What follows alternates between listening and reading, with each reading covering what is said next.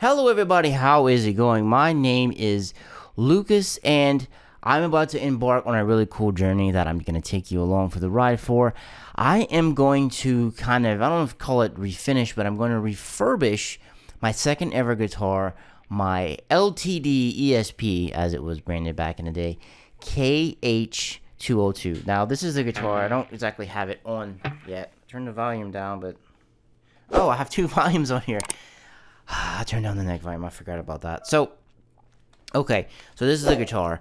I got it in 2020 and 2003. So in 2003 is when I got this thing when I was 15 years old. It's my second ever guitar. I tried to find one without the skull fret inlays because I wanted to play this in church. I eventually did play it in church, but I ended up going with this. It's made in Korea. I think I figured it out. It was made in 2002 in like the third week. I have it written down. I'll do it in other videos. It was like made in November of 2002, and it went through a flood.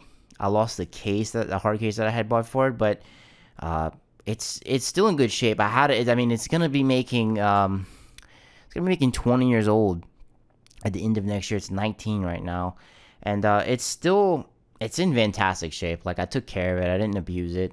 There's no real fret wear in it.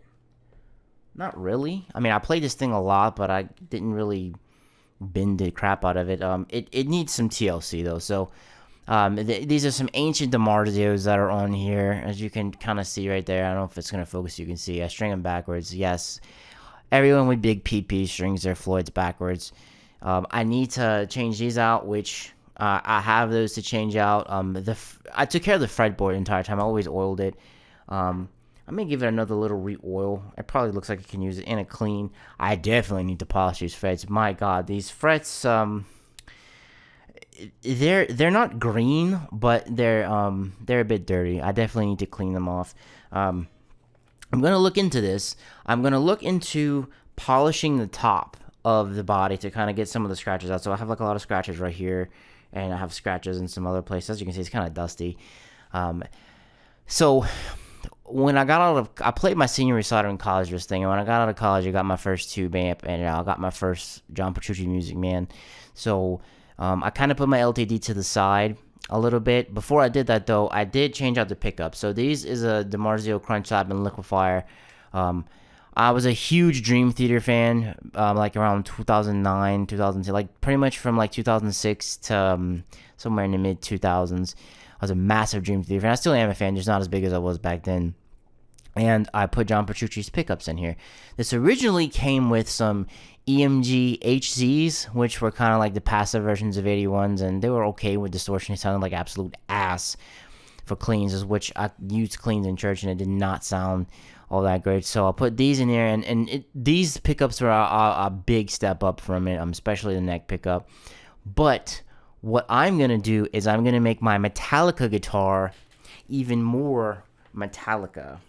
Because what I'm going to do is I originally wanted to do this, but the tech I brought it to told me not to, is I'm putting some EMGs in there. So I found myself, this is an EMG 85 that I have for the neck. And some kind of way, this was posted on the EMG group on Facebook, I was able to find a black chrome James Hetfield bridge pickup, which I had been searching for a set forever, right? And you can't buy EMG pickups by themselves, especially the artist sets. You have to buy them in a pair. I have no idea how the guy I got that from just had a bridge, but I bought just a bridge, and I bought the 85. Because this guitar is not going to be used for cleans. It's literally going to be used for distortion and leads. It is not going to be used for cleans, so that's why I didn't go with the 60. Because, the 60 has good clean heels, but I have way better guitars that can get way better cleans for that if I ever need them. So I'm going with an 85 in the neck. I'm going with the JH bridge for the bridge. I have my little box of trinkets here. I bought some new pickup rings for it because my neck pickup in the bottom left corner is cracked. But since I have it, I'm going to put my good set on the actual guitar when we put in the new pickups. And I think what I'm going to do is my old set, I'm going to keep that for testing purposes. So if I'm going to test other EMGs, other Fishmans, all I need to do is literally mount them in there, and just, it'll be super easy to do. Super easy to do. I have a whole set, obviously, to convert it. I had to order myself a switch. And so the Headfield guitar came with a kit, but I needed more wiring because I had the 85, so I bought a whole nother kit, so I have plenty of wiring kits. Oh, and I'm also replacing the bridge. I got this in yesterday. I am putting a Godo 1996T tremolo in it. Godo makes amazing hardware out of Japan. I put some of their locking tuners in my parts caster, which is back on the rack back there. So we are changing out the trim because the current trim that's on here is, let me see if I can even let you see this. So if you're looking at the trim right here, it's one of those low profile licensed ones, and man, it has seen so much better days. It's very dusty. It hasn't been a terrible bridge, but it hasn't been exactly a good one. I also have a tremolo no on here, which I put on, me and my dad installed like a very, very long time ago. I think I'm going to keep the tremolo no because it's been, it performs well. Like, you can like lock it, and I'm just going to keep it on there because I really don't feel like messing with that too much. So I think I'm just going to keep the tremolo no. I'm going to make the back of this gloss. It already is gloss. I'm going to make it satin because I love satin necks. So I think I'm going to sand this down a little bit. When I mean sand this down, I'm going to take like the back of the green part of a sponge and just kind of go over it and scratch it up, make it a little bit more smooth.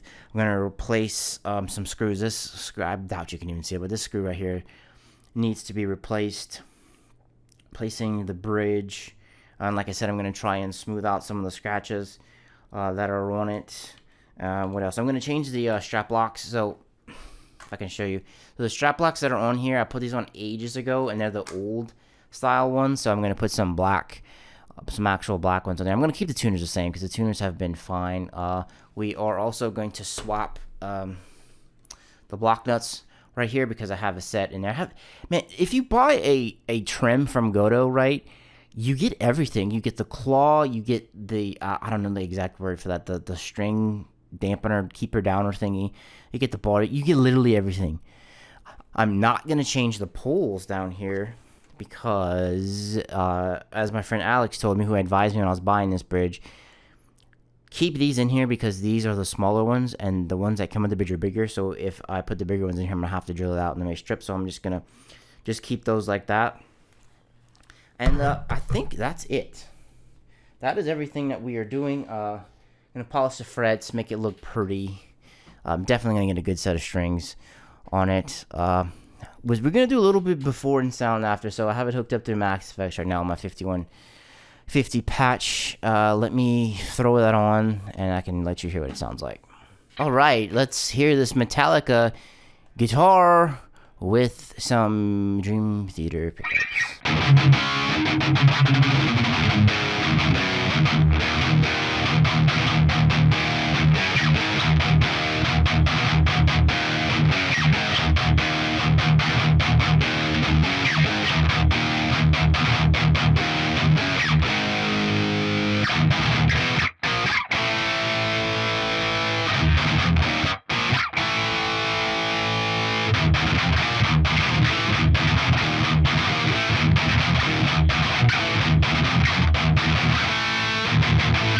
Now, the bridge pickup leaves a little bit to be desired. The 6-string contrapt's okay, but the 7-string is garbage, but the 6-string is okay.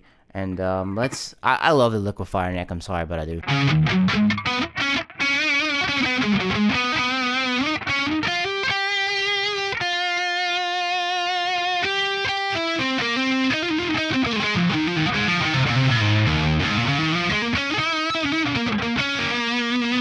I really love the liquefier neck.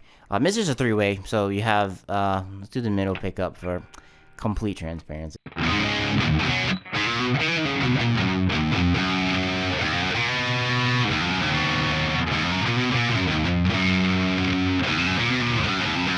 I mean, the middle section is literally just dominated by the neck, and you have a little bit of high end from the bridge. But that's it, guys. We are gonna completely refinish this. The only thing that we're actually gonna keep is, I think, the knobs. It's 2 volumes in a tone, by the way, which I grew up a majority of my life having 2 volumes, and then when I moved on to other guitars, it was weird when I didn't have 2 volumes, and I legitimately forgot I had 2 volumes on here, because you saw me, I lowered down the neck when I needed to lower down the bridge. Having 2 volumes is cool, because you can kind of like, watch. Oh god. A lot of dust in here. You can do kill switch type stuff. Not kill switch engage type stuff, but, you know, kill switch type stuff. And that's it, guys. We are gonna refinish this thing. We're gonna make it snappy. We're gonna put some EMGs, and it's gonna be great. And I'm excited about this because I haven't really played this guitar in like a very long time.